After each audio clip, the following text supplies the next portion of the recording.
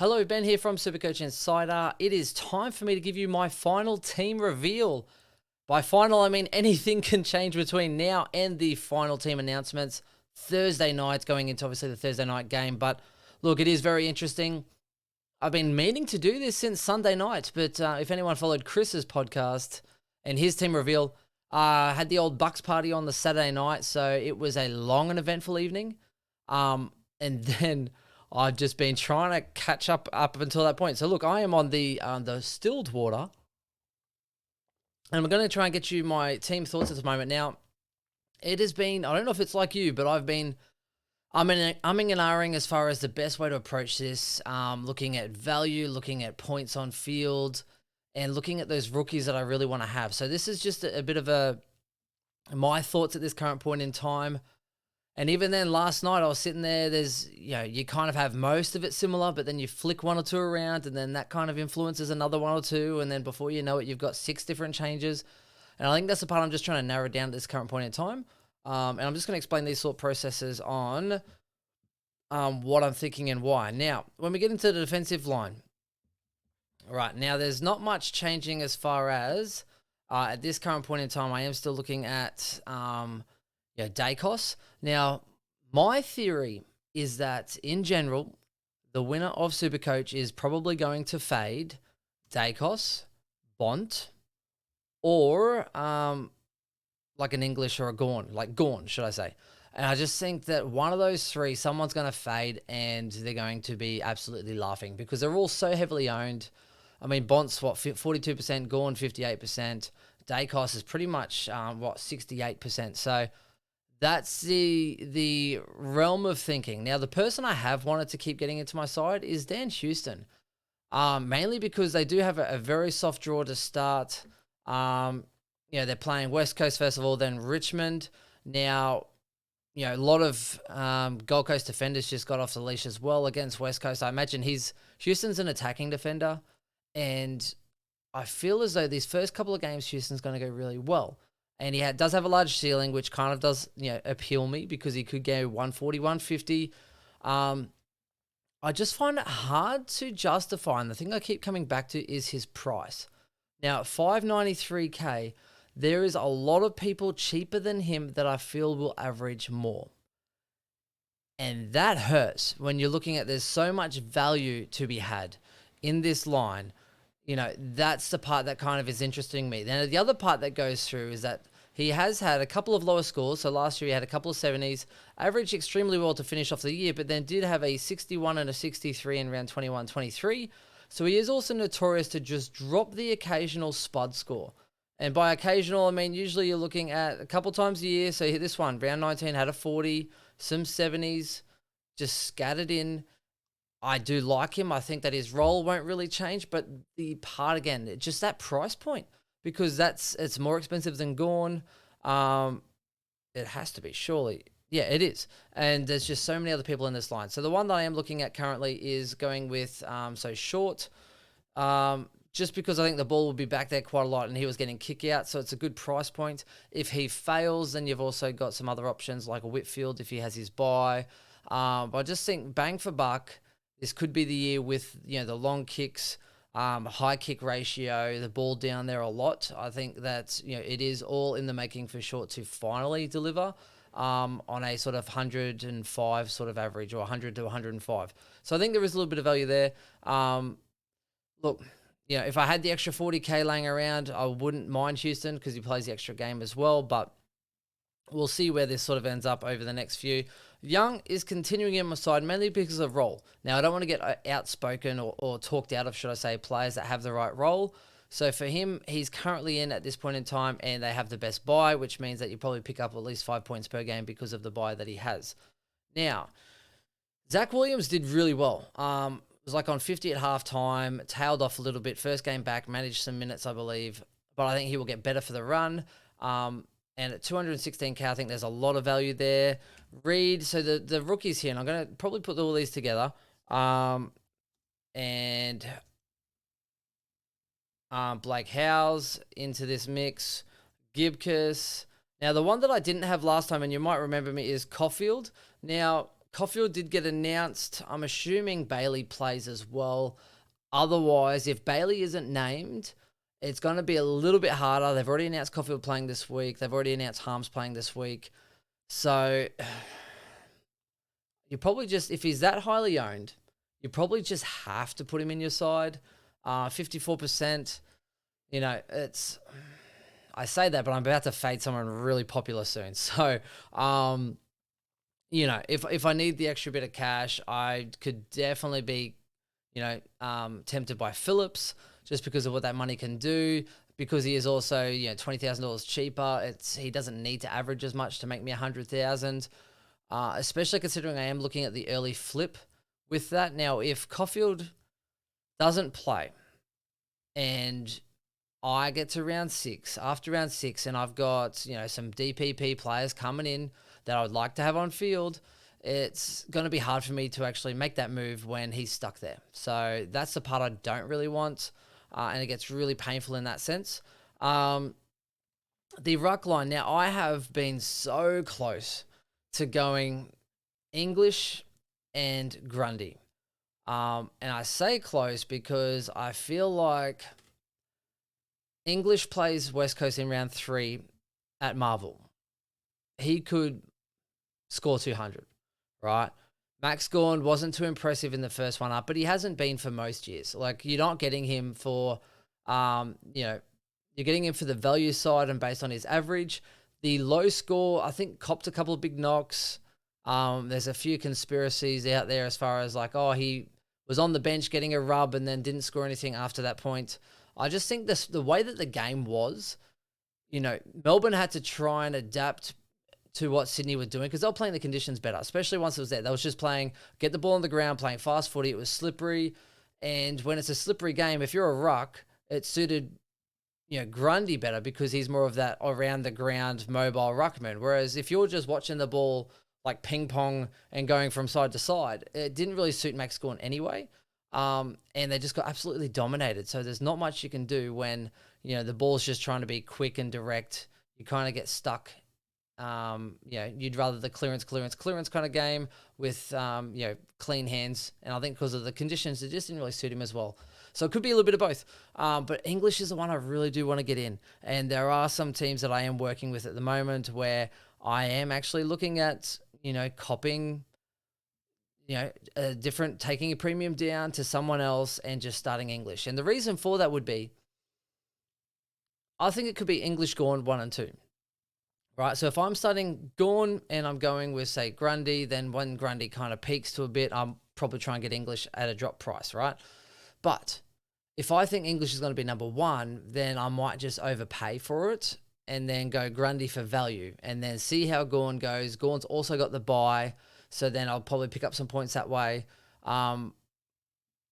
Yeah, and then plus Gawn's lower price. If Gawn does do well and come back, I don't think he's going to price me out just yet anyway because of, you know, that first game that was a bit lower. So I think you do have a little bit of time.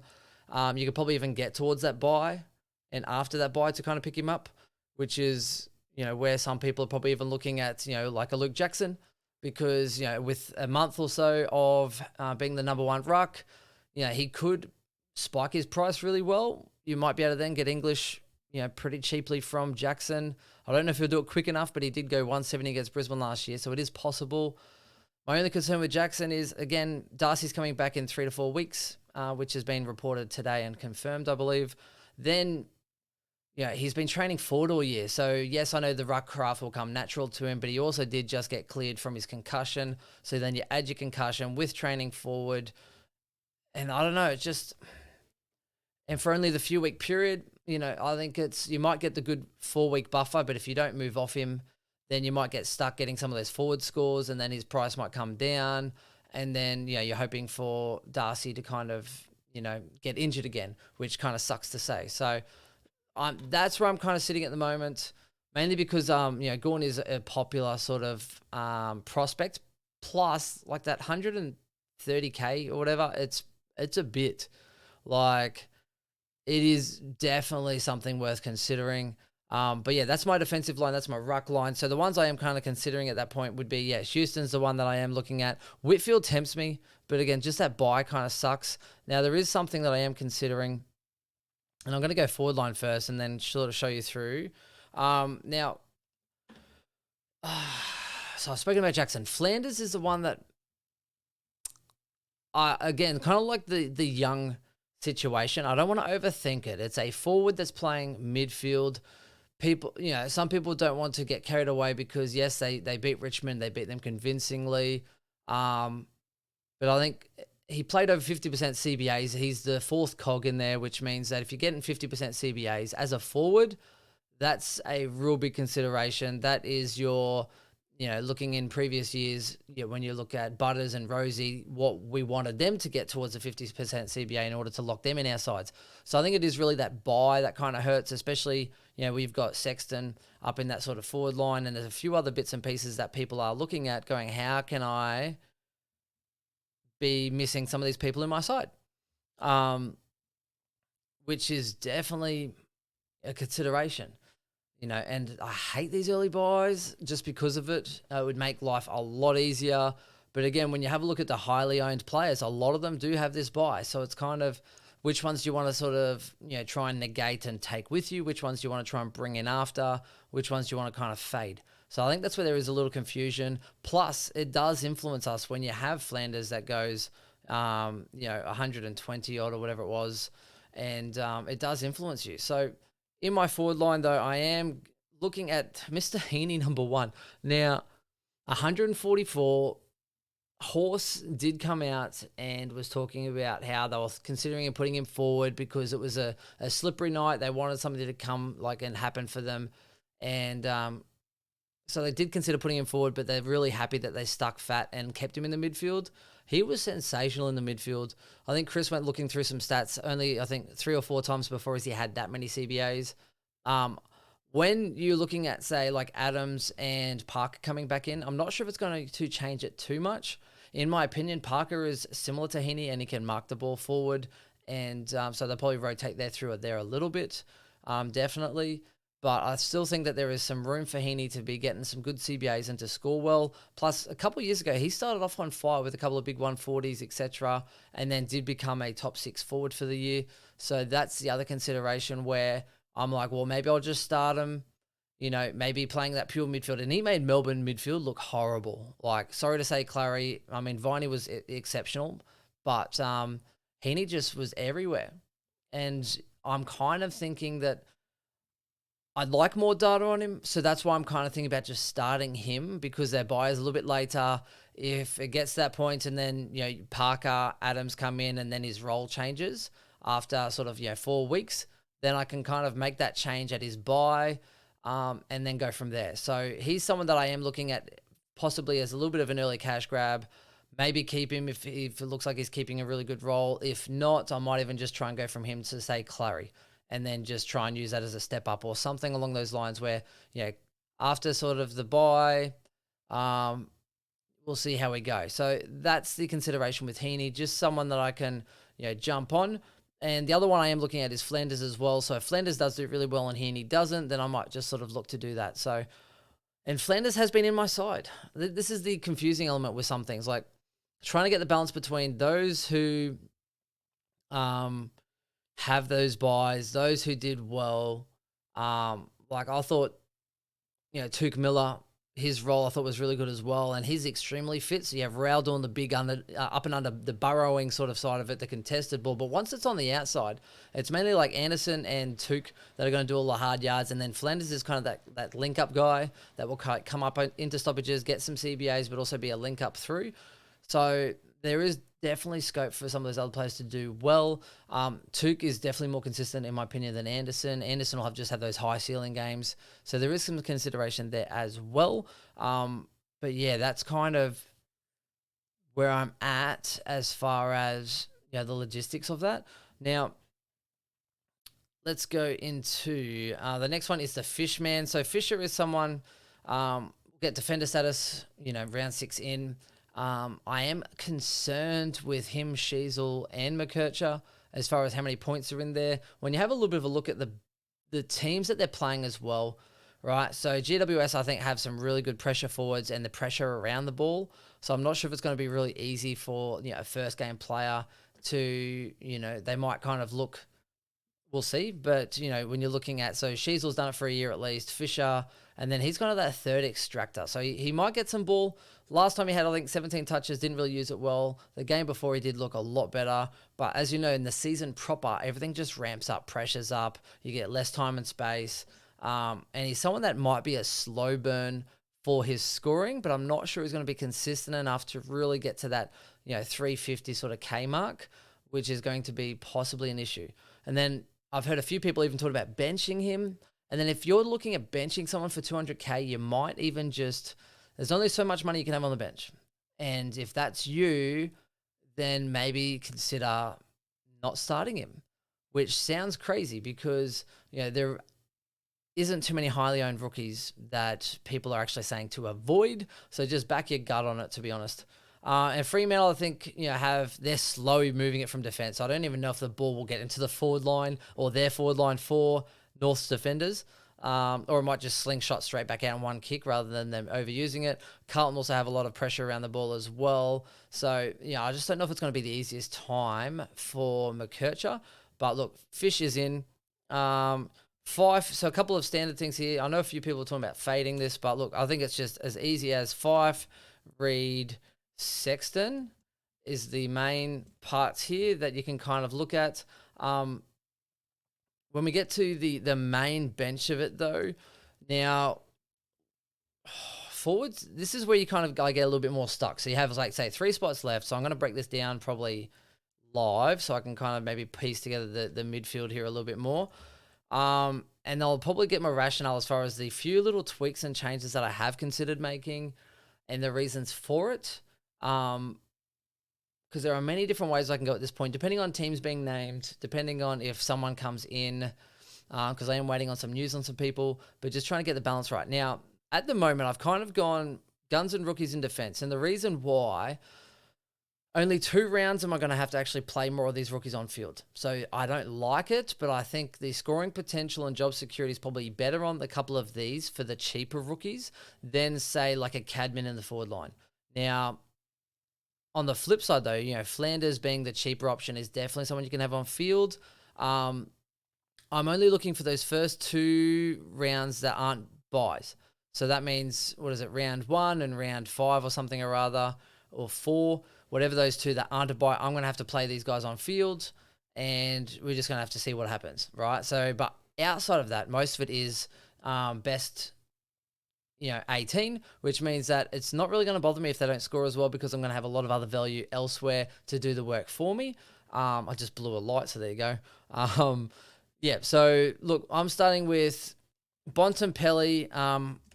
Butters is 1. So again, just because of their draw. So Butters... West Coast Richmond again to start with. Melbourne, he killed it last year for a 184. Essendon, Fremantle, and then you get this also another good run here. 10-11, Hawks, North. So I think there is definitely some good scope for someone like a Butters to possibly start well. I think it'll be Butters, not Rosie, that might kind of get off the hook. Someone's going off crazy, right? So he's someone I think with the injury risk, I'd rather just start him. And then that way, if there is an issue, I can just kind of divert and then go elsewhere. Green is the other one. Now, this is one I don't think I've really had in my side. He's been heavily owned. Just an absolute pitbull. And he's shown glimpses before with a high ceiling. He finished last year extremely strong. When he did come back from injury, he came back and went, 126, 129, 119, 145. Just an absolute beast. Now, here's someone that's kind of shown glimpses and kind of broke out, but I still think there is definitely another level to go with him. So he's someone that I think, they do play North first of all and then West Coast. He's someone that could go 130, 130. And then if that's the point, I was trying to do the maths anyway. I'm like, if he goes 130, 130, and then I take an 80 from a rookie, right? So then you say I have... what's his name from Sydney coming on field. So then you have like Roberts come on field and he goes like an 80 or a 76. So I'm like, that's still going to be averaging over 100 per game, right? Or more than. So 130, 260. Yeah. So you still, I think you'll be ahead of the curb than not starting him. And then a lot of people are going to want to get him in. Oh, I don't have him. How am I going to do it? How am I going to give him my side? And I think that's the real risk with, say, Butters and Green is that people are just going to want to get them in. which is why I'd rather just start them and hope they get off to a hot start and kind of help kickstart my season. Now, this is where the value train sort of comes in. So, Wines, again, for the same reason of those easy draw, Wines is someone I'm looking to possibly make me 100K. I think he's someone with a high ceiling as well that could just beast, North and West Coast or West Coast and Richmond. So there's something I am trying to look at for possibly a fast gain.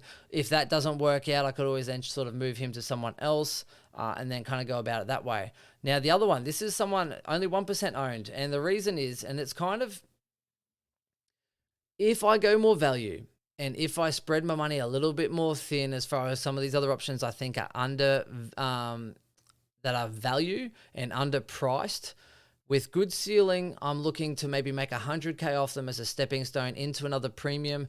The reason I like this kind of ploy is that the midfields, the actual top 8 echelons of midfielders, I'm not sure I can definitively say which one I'm really going to back in. Outside of, say, like Green, Bontempelli, and I'm hoping, say, Butters to make into that mix. I'm not 100% sold on some others outside of, say, Clary, if he gets well, and keeps going down that path.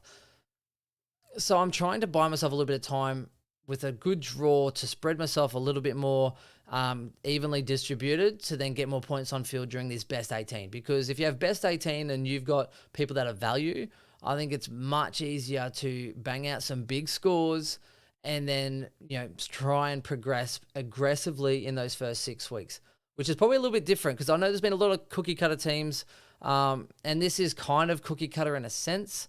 But I think there is definitely a lot of moves that can be made in this space. So Hewitt's this one. Then I've gone with, say, Jordan. And so there are a couple of Sydney people that I will have to sort of flick around. But again, so when Hewitt's here, right? Now, Hewitt round 2, best 18. I'm going to have pretty much everyone playing anyway except for Livingstone, my loop there.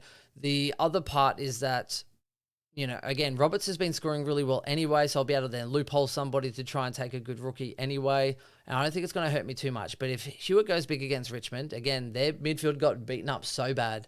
Not saying it's going to happen every week, but with Doherty going down to an ACL, right? Walsh is still like 2-3 weeks away, depending. So I think next week they're going to give us an update as to the time frame on his return. Doherty down means Hewitt straight in.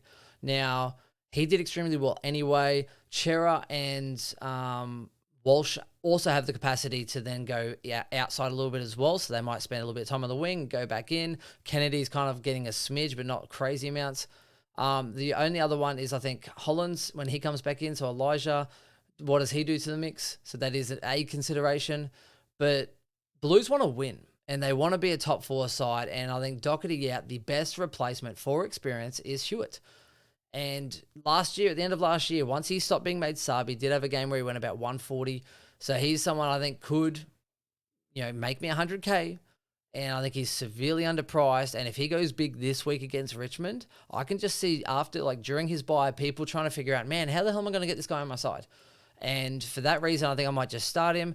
If I somehow butcher that pick, well, then guess what? I'm just looking at maybe a Brisbane player or another Carlton player, that kind of thing. So probably, like Neil Dunkley, can I just sort of do something with that instead, right? So there are some different considerations there, but we'll wait and see. But this is a risk I'm quite happy to sort of look at taking. Otherwise, if that is an issue and Yo's going well, I might even be able to look to go sideways there. Yo is someone I have looked at having in this side, in this spot, which is kind of someone I have looked at actually having in this spot right here. Now, yeah, that's the issue. So, I mean, looking at that 460 mark, Flanders is someone else as well that I have looked at putting in this spot. Let me go Sanders first of all. Now, McKercher is someone that in this team I haven't fit in. Now, it sounds horrible, and it sounds even more horrible because he will get defender mid status. So, you could definitely put him on field in defense, possibly. But I think with Fisher there, with Sexton being able to go back there, it was more of a, Sanders, who do I want sort of on field as far as that option? Let me go with Clark. And then this is where you'll see the little bit of a flexibility kind of come in. So you got a little bit of cash, right? The one person I am kind of considering, and I'm going to put all of these expensive kind of players in the same bracket, the rookies. Now, Huswaite, I think, is value, right? 17 touches, a few tackles, playing more, it looks, I think, like a defensive mid. I think he looks great, but with Day coming back in, what's that going to do to the mix? You also get a lot of pressure from Ward and McKenzie if he doesn't perform that well. So I do like him and I like what he brings. You might just start him, or for me, I'm looking at going, okay, well, is that a correction? Can I correct from someone else to him if I do get it wrong? The other one is, let me just go through some of these expensive owned players.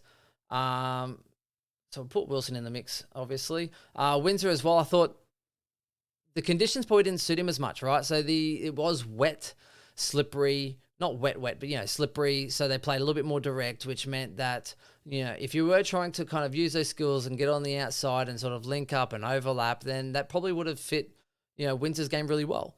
Made a couple of mistakes, so that could have easily been about a 70-odd game. Instead, it was about 55, I believe.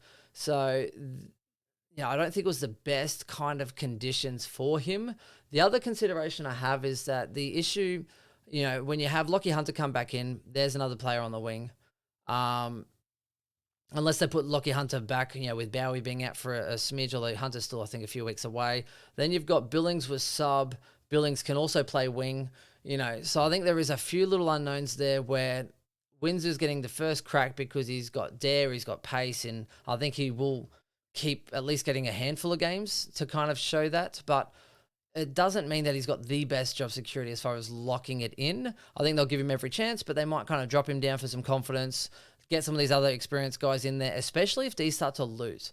And that's going to put a lot of pressure on him and some of those other players. So that's where I'm kind of, again, waiting and seeing. I think I might pass on the expensive rookies.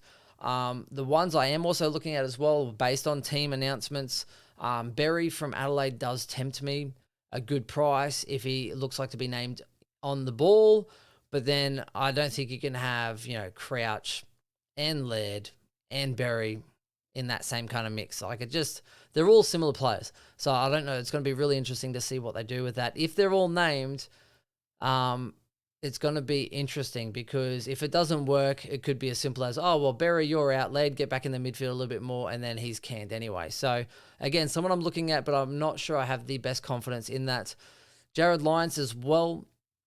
Did well, played a lot of mid-time. I think time on ground was a little bit lower, though. Neil coming back in, probably some adjustments, probably was a little, building his fitness. So Lyons might have been there just to kind of, buffer that gap a little bit. But when Robertson comes back in, McKenna comes back in, where does that kind of leave him? And then you had Lohman sub. So my opinion is I think they should put Zorko back into the defensive line just because I've seen him pull off some awesome kicks. Like I remember playing Geelong once, he just bit it off on a 45 outside straight to the corridor and nailed someone. So he's got the speed and the kick and the accuracy, I think, to make it happen. So for me, it would be Zorko back there and then rely on your Baileys, Rainers. We're already a high-scoring team anyway. So I don't think it's going to be as big of an issue in that sense. Lohman can definitely hit the scoreboard, so put him there. Robertson might then come back through that midfield. So I think they can kind of cover it in a different way. But for me, Robertson, McKenna, that might impact Lions to then be sub. So I know a few people that sort of mentioned it, but I'm not quite sure I'm as keen. Now, the one I am sort of looking at, if there was those kind of 3 180 sort of K ones, is Lazaro. Now, he's dropped down. He's 15% with Simpson, right? Simpkin getting knocked out. I'm in the forward line, that's why. Getting knocked out. So now they're actually saying it's been 3 and 12 months. So Simpkin, 3 and 12 months, and they're looking at taking it easy. 3 concussions in 12 months. That's a pretty big deal. I'm not sure, though. The one question I do have, though, is that I think when Will Phillips came in, he got more CBAs, and then Lazaro kind of played CBA forward. But, it's going to be interesting. So I do want to see team announced for this one, but he could get slightly more opportunity depending on how they name their side. We saw that with Will Phillips last year anyway. Sometimes it just changes based on if he's sub. And then I think we saw it last year. I'm trying to think of who it was where, Phillips would come on and then they just change the whole role. So if Will Phillips isn't named, I think it's better if Phillips is named as sub or even there. It just might mean that the role might change when Phillips comes on. Because I think that's happened quite a few times where they go, right, well, Will Phillips, you can only really play mid, but we don't really want you to play the whole game because you maybe are a liability. So therefore, we'll just, when you do come on for injury, in the middle you go, everyone else can kind of shuffle around that. So Lazaro is one that I am actually looking at for that sort of spot, which still leaves me with quite a bit of money. Now, here's the things I have been looking at.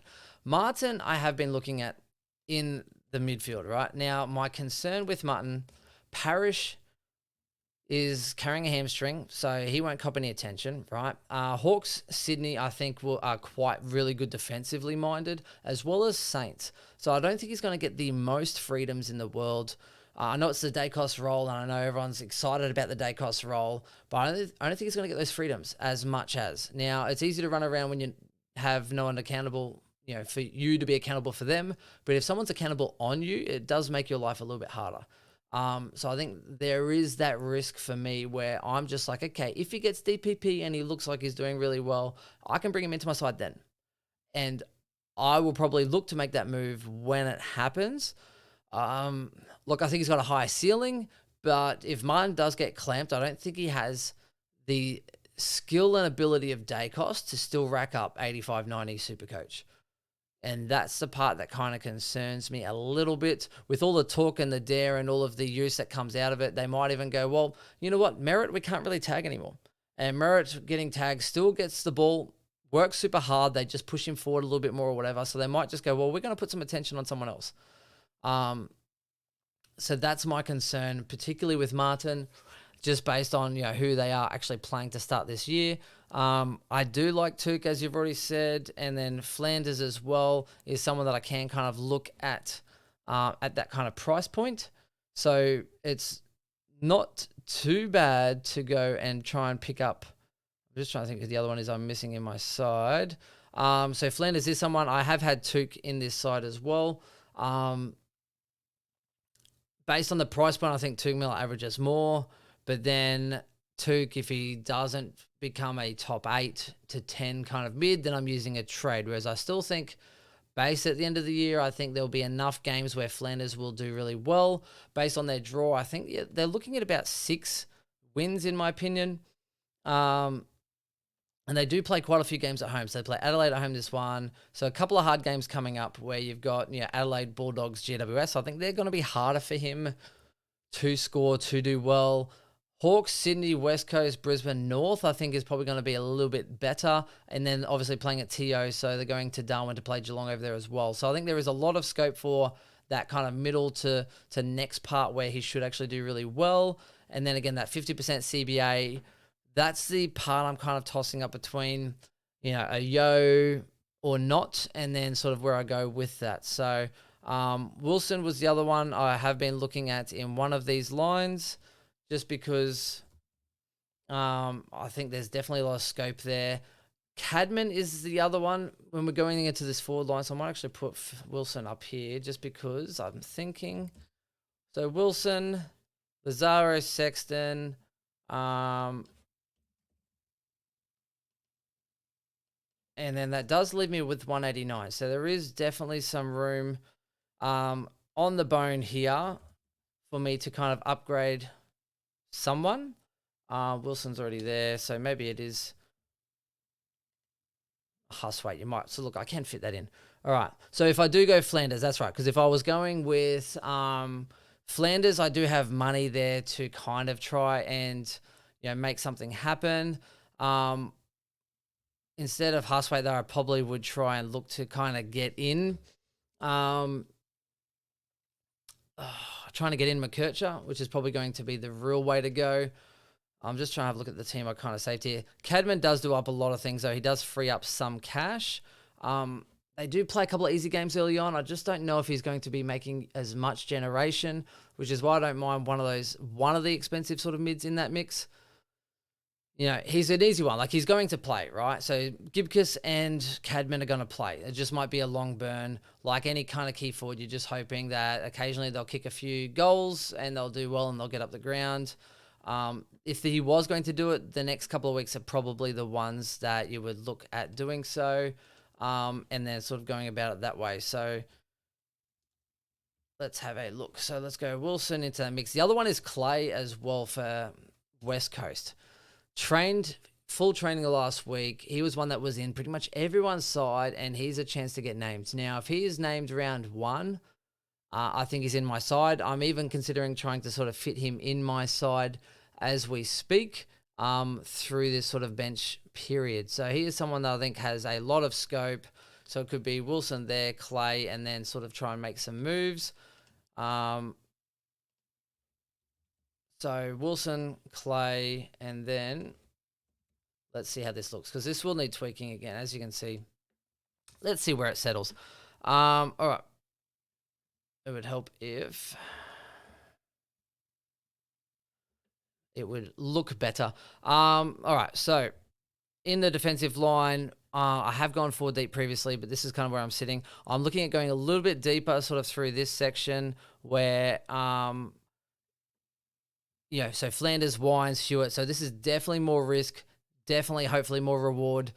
Just look at that value. So again, I'm happy to be aggressive. Anyone that's listened to me saying, right, round 6 to round 12, I'm looking to just flip, and I'm looking at getting all of those rookies up to sort of premium, all the mid prices up to premium, and then trying to just have a really strong field, full primo kind of by the buy rather than after the buy, which is probably the main sort of thing that I am looking at. Now, Sexton, I think, is good enough to score on field, which then means I kind of don't like Lazaro just, on the bench per se, just because I think it is slightly an issue with the amount that's there. So this is a work in progress. And everyone will tell you, oh, I've got my side. This is pretty much the best thing that I've done and all the rest of it. But it is a compromise, right? Now, based on this, and, there's 70K there. So I have had, instead of Flanders, I have had like Tuke Miller in that spot. So that is a consideration for that 70K. Hewitt could then become a Martin, which is something that I could also consider. There's still, I think, going to be a lot of noise coming out the next couple of days as far as what I do. Again, if there's something on, like maybe, Vlosten or something's going on with him, then Short could then become a Houston. So I don't know. I think McKerch is probably the one that I probably would look to kind of get in just because he is highly owned. But then it's just more about, well, which way would I kind of go about doing it? So for me, Harms was the one I kind of liked just because in some of the practice matches, he kicked 4 goals. Now, I don't know if, like, McRae wasn't really in there as much, so he could play that wing or half forward or part mid anyway. But they do have West Coast round 3. So I am kind of looking at, it was a bit of a hope, 10% owned. Hit West Coast round 3, which is when your prices actually jump, and then get a good score out of him. But yeah, so I mean, McKerch is probably the main one that you'd probably actually look to do that with. So let's go and put Jordan back here. Let's see where we're at. James Jordan. And then sort of tinker around. So if I did have the money again, and let's go McKercher. I'll be McKercher, 128K. Oh, I have to be close. Surely not. This wouldn't be, I was going to say 15, 4K short. I was going to say, surely not. You wouldn't just get that close to then going in to Tim English, because that would be pretty phenomenal.